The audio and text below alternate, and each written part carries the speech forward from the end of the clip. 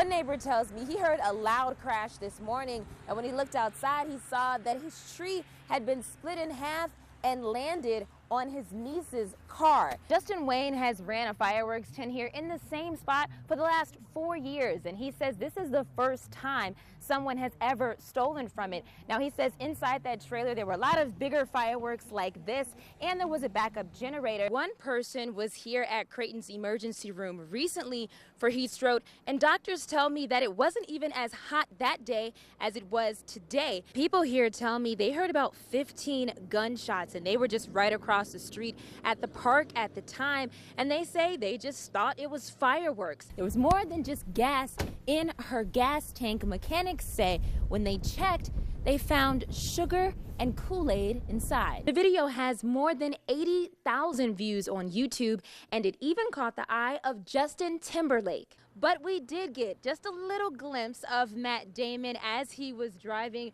from his trailer, which was in this lot, all the way just down this street, just a couple of houses down. There is a way to properly get rid of your fireworks. He says just drop them and soak them in a bucket of water, at least for about 24 hours. And then he says after that, you can throw them away. This is a copy of a gun permit application. The Douglas County Sheriff's Department says it usually sees more people applying for one after mass shootings. It's really hot even just to stand out here. So imagine playing in this kind of weather. Well, that's exactly what several teams will be doing this weekend here at the TD Ameritrade Park.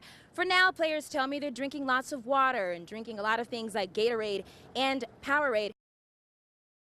Jadion Jordan has now been out of school for a little more than 2 weeks, and that's because he gave his friend an airsoft pistol like this one, except it had a lime green handle, but it did have an orange tip like this. Jadion says he gave it to his friend on the bus because that was the only place that he would see him. Now, his mother says that her son should be disciplined, but not expelled. I'm just thinking, like, what were you thinking?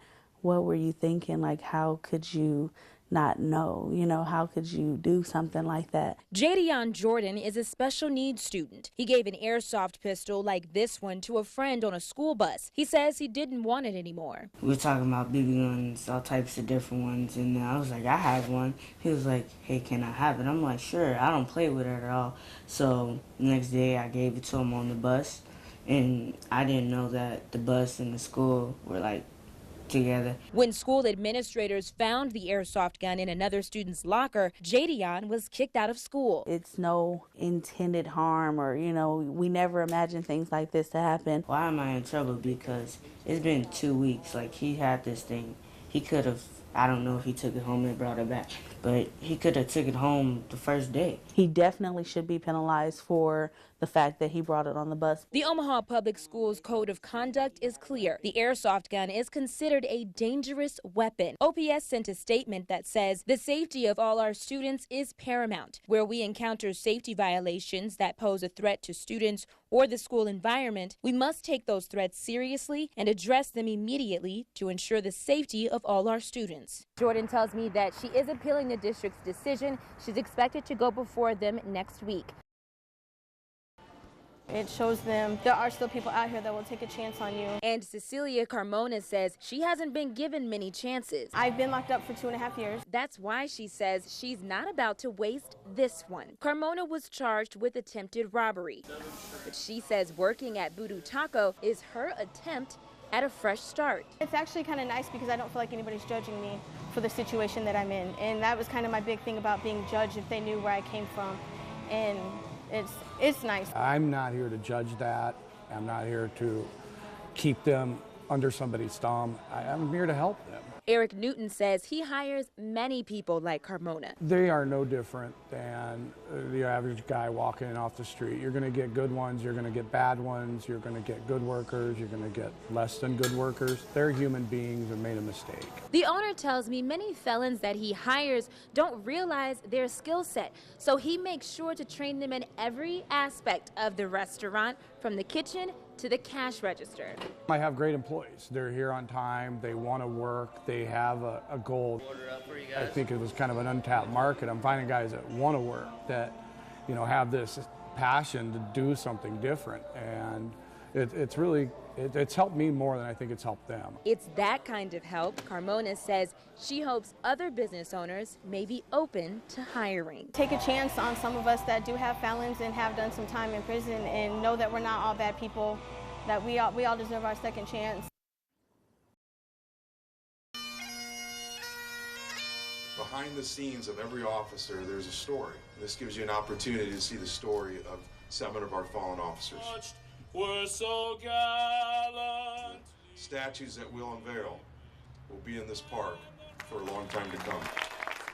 It just is tying the community together with these officers. That picture says it all, with his big smile. Everybody remember him for his smile. I knew he was loved, but, you know, this is beyond, you know, it's heart-wrenching. Wish we could bring him back, but I can't. But this is just means a lot to have a piece of this, to honor him. All of them represent a piece of each officer. I see a piece of each officer and each horse. They're well deserving of these horses. A very bittersweet day for me. 1 year to the day. 1 year ago, we lost one of our own, Officer Orozco. She viewed herself as a guardian and a friend of the community. You took a big chunk of our hearts. They are husbands and wives and fathers and mothers and children, and there's just so much more to our officers than just what they might see during a moment of crisis or a traffic stop. Greg was a warrior, and we're so proud. It's humbling. We're so honored. When they unveiled the horse, we're like, that is all Greg. It just helps you to remember, gives people a different perspective of the police that are still with us.